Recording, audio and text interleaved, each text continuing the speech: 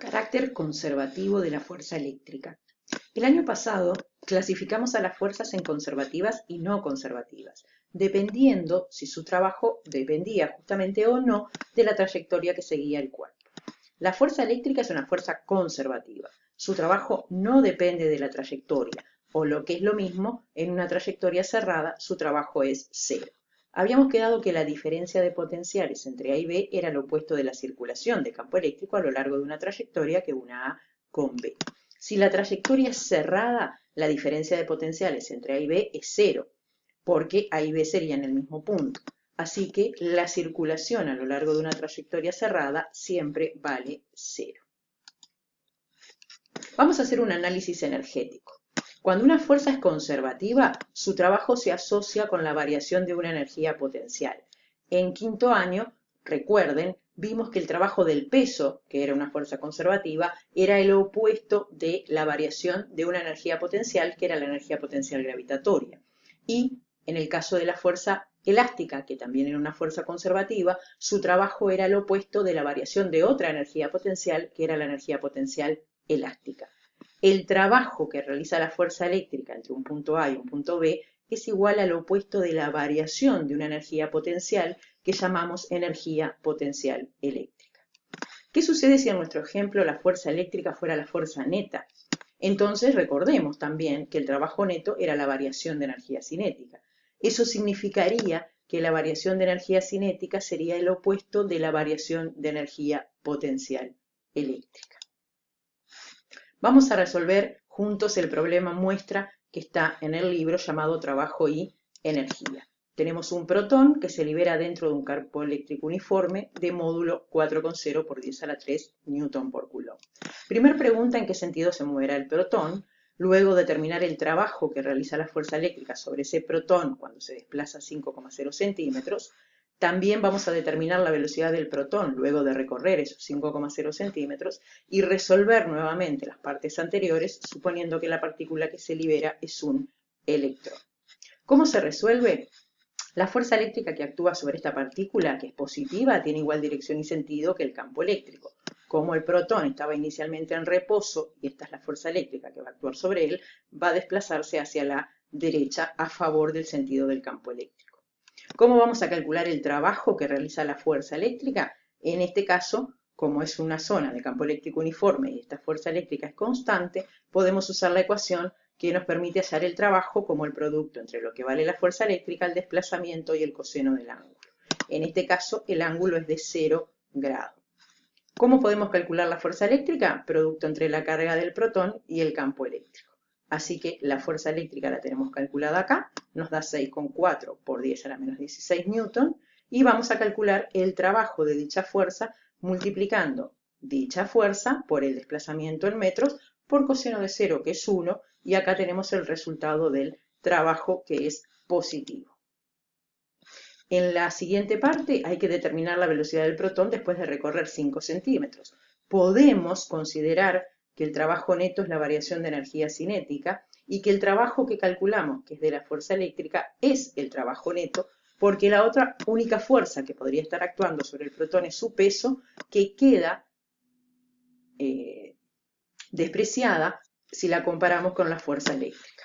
Entonces, nosotros vamos a decir que la variación de energía cinética es la energía cinética final menos la inicial. Acá tenemos cómo se calculaba la energía cinética, masa por velocidad final al cuadrado sobre 2, y como inicialmente estaba en reposo, su energía cinética inicial es 0. Por lo tanto, ya tenemos la variación de energía cinética, porque es el trabajo que calculamos, tenemos la masa del protón y podemos despejar la velocidad final. Sustituimos, despejamos y acá tenemos el resultado, que luego de recorrer 5 centímetros, el protón adquiere una velocidad de valor 2,0 por 10 a la 5 metros por segundo. ¿Qué hubiera pasado si hubiéramos liberado un electrón en el mismo lugar? La fuerza eléctrica tendría sentido contrario al campo, por lo tanto el electrón se movería hacia la izquierda y ya no hacia la derecha.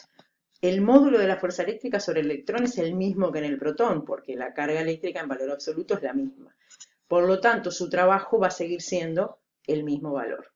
Y cuando calculamos la velocidad final del protón, tenemos una diferencia en el resultado porque la masa del electrón es distinta que la del protón. Al tener El electrón, una masa más pequeña, adquiere una velocidad más grande. Este también es otro problema muestra, pero que habla de la circulación de campo eléctrico. A y B son dos puntos separados por una distancia de 20 centímetros dentro de una zona de campo eléctrico uniforme, horizontal hacia la derecha y de módulo 300 Newton por Coulomb. La idea es hallar la circulación de campo eléctrico a lo largo de la curva número 1, que es esta que tenemos acá. Luego determinar la circulación de campo eléctrico, pero a lo largo de la curva 2, que es esta otra. Determinar el trabajo realizado por la fuerza eléctrica al desplazar una determinada carga entre A y B por la trayectoria número 3, que es esta que está acá. Y bueno, después nos piden cuánto vale la circulación de campo eléctrico desde B hacia A. Vamos a ver cómo lo resolvemos. La circulación de campo eléctrico estaba dada por esta sumatoria, ¿recuerdan? Al ser recta la trayectoria número 1, la tenemos acá para recordarla, y el campo eléctrico ser uniforme, esta expresión se puede simplificar simplemente poniendo E por delta R por coseno del ángulo, que le podemos llamar alfa o tita como quiera. A partir del dibujo podemos ver que tendríamos un ángulo que forman el campo eléctrico y el desplazamiento de 60 grados. Así que perfectamente podemos calcular la circulación de campo eléctrico a lo largo de la curva número 1 entre A y B a través de esta expresión, por supuesto con los 20 centímetros pasados a metro. Y acá tendríamos el resultado de dicha circulación. En la parte B, para calcular la circulación de campo eléctrico a lo largo de la curva 2, que es esta que estoy señalando acá, la idea es separarla en dos a esa curva. En la curva que va desde A hasta C y luego en la que va de C a B. Acá tenemos que vamos a plantear la suma de esas dos circulaciones. Cuando vamos de A a C, tenemos un ángulo entre el desplazamiento y el campo eléctrico de 0 grados. Coseno de 0 es 1.